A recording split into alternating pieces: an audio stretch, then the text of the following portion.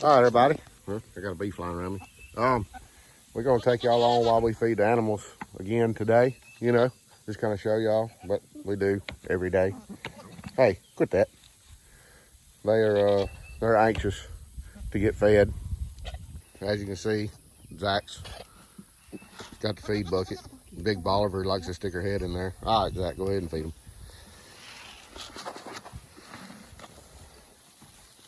And as you can see, they all run for one pan. That's why we have multiple pans out here. That way they don't have to fight over one pan like they are right now. Hey.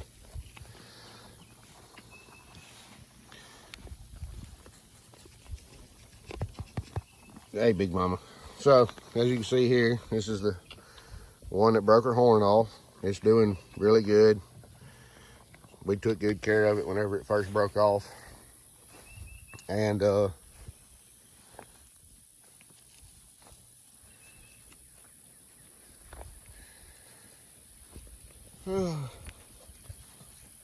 Ruth. What are you doing, Ruth? What are you doing, Ruth? Huh? What you doing? This is Ruth. She was our baby this past spring. She's you got food all over your head. Put your head in the bucket, didn't you? As you can see, she's still the friendliest goat that we have. Then there's Big Bolivar. That's still the most aggravating goat that we have. Look, Zach's out here in shorts and boots.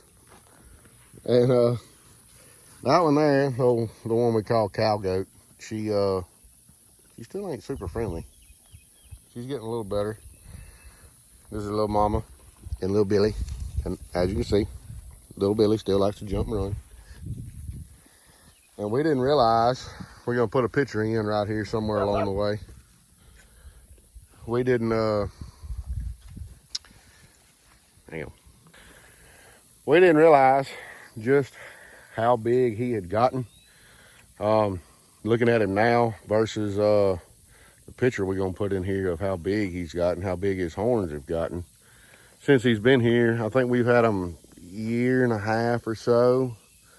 And I guess just seeing them all the time, you don't really realize just how big they grow, you know, seeing them all the time. But then Zach's got some pictures on his phone I'm gonna try to put in here and see just how much he has actually changed.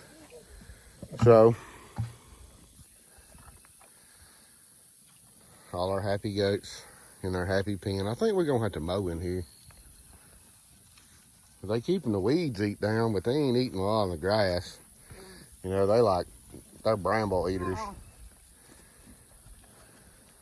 You got any more feed in that bucket, is that? No, sir. It's empty? Yes, sir. All right. Hey, you know what else, huh? Water. Yeah, water's empty. Try to get it back over here by the house. That way when it rains, it'll fill up. So, we're gonna go on down and feed the chickens and the rabbits and whatnot, and we'll be back with you in a little bit. All right, well, we are out in the chicken coop area now, the one we just redone. And let me turn y'all around here. We just refilled that water and filled up the feed, so move back a little bit. What we did is,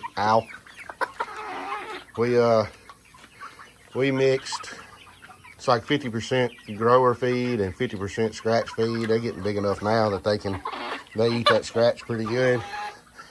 And they run around, dig around out here in the dirt and get their grit and whatnot, so we don't have to worry about giving them no grit supplement or nothing. So, as you can see from the last video where we weed eated all this, they have pretty well eat it all the way down to pretty much nothing. So, that's kind of what we figured was going to happen, but they're pretty good weed controllers. So, we'll go on to feeding the rabbits here in just a minute. All right, so we ain't, Xander is. I filled these rabbit waters up, and Xander is currently using our tried and true method of filling the rabbit feeders up with a mason jar. These are that one, that one, that one, that one. That's all 5 does that are just about ready to breed, but it's so hot, and I think my male down here is probably, he might be sterile. If you don't know, when rabbits get too hot, the males go sterile, and they won't reproduce. They'll do the deed, but the deed does no good. So we I think we're gonna wait another month or two maybe to breed them. We got them in underneath this carport where it's breezy and cool. We may try it, I don't know, I'm not really sure. And I'm sure you can hear the noise in the background. That's the air conditioner for the house that's out here on the carport, so it's a little loud under here. But we got this quail cage down here that's got 2 quail in it right now. They're down in there somewhere. And we got some more over here that we hatched out that we about to move over here to this this pen, and then we gonna work on cleaning that brooder right there out. We got all them chickens moved out of there. Let's walk in here and take a gander at it. It's a disaster. All right, so let's get in here. As you can see, there's feathers everywhere. There's poop everywhere. It is piled up. You can see right there at the edge of the door with the door shut at. So I'm finna get in here with a shovel and see if I can't scoop all this stuff up and get it all broke loose and all that good stuff. As you can tell, I'm sweating already. It's 100 degrees and it's not even lunchtime yet. So we're gonna bear through it, and that's just part of living in Louisiana. It's hot, like really hot. So I'm about to work on this, and I'll let y'all know here in a little bit what it looks like. This is just part of our daily chores. Well, this ain't daily, this is every now and then, but it just fell on today, so figured we'd film it with the daily chore stuff. All right, guys, as you can see, all nice and clean.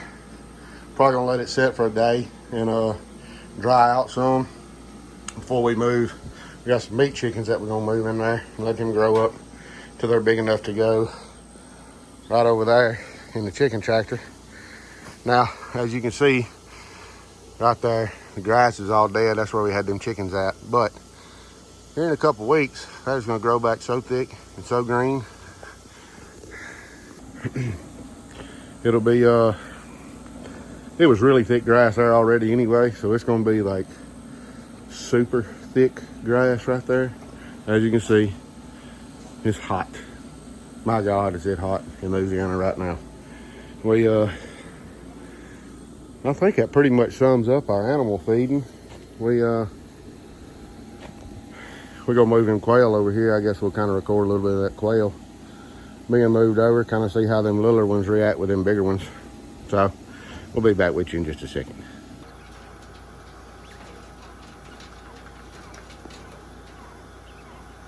Well, they're moved. It ain't a whole lot of them in there. I think we moved 7 over there. All right, guys. Well, we took us a little break, went inside, cooled off, got us a little bite of lunch to eat, and Zach's mowing. He's run over some roots or something. So I just wanted to come out here and add another little thing we do as far as the chores around here. We got in here, big Bolivar's in there, a little baby Roos in here, Another thing we do every so often is come in here and wash out the inside of this goat shed. Everything just kind of gets washed out here in the front. When it gets enough, we scoop it up and haul it to the compost pile, which I think is getting pretty close to that. So we hope y'all enjoy this little video of the chores we're doing. Some's daily, some's weekly. It's just another thing goes on around here. We still can't mess with that goat a lot. She's still very, very temperamental, and she'll not be messed with.